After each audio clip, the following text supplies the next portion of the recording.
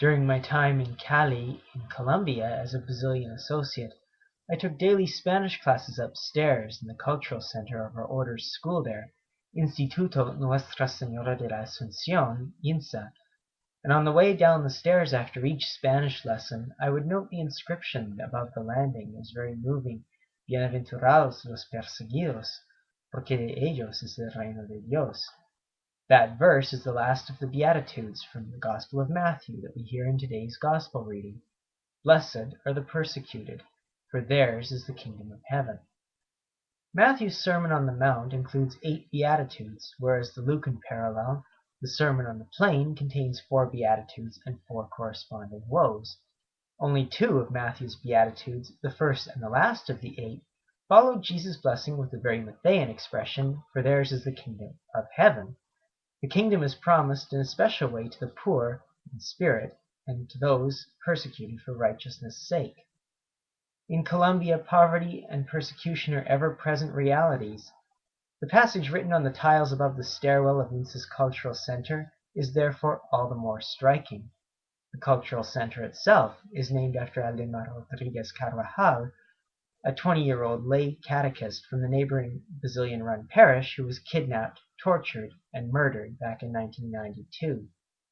Jesus' blessings of the persecuted and of the poor, though, are not limited to Cali, to Aldemar Rodriguez Carvajal, to Jesus' physical setting in first-century Israel, or to any particular person or place. The call of God through the Beatitudes must extend to all of us. The section of our Basilian way of life on our vow of poverty begins with the first Matthean Beatitude as well. Blessed are the poor in spirit. We might ask what it means for us here in Canada to be poor or to live poverty in spirit. If we read farther into the Basilian way of life, we are given some possible answers. The last paragraph on poverty begins with the declaration, all that comes from the creative hand of God is good.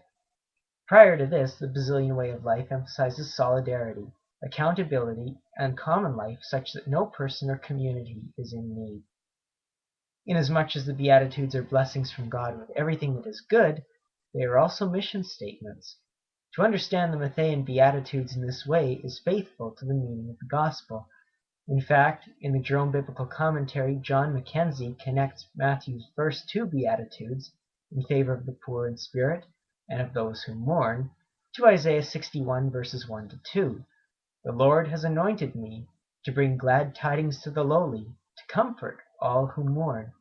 While Luke places these same verses on the tongue of Jesus at the beginning of his ministry in Nazareth, Matthew makes a less evident reference to them in his Sermon on the Mount. In Matthew, Jesus is in continuity with the blessings given through the law of Moses, and in Luke, Jesus is connected to Israel's prophetic tradition. In this manner, we are to be like Isaiah, like Matthew and Luke the evangelists, and like Jesus himself, prophets of the Beatitudes and stewards of God's law, word, and creation. Blessed are those entrusted with such a vocation. The kingdom of heaven is for those who live that calling in love and in truth.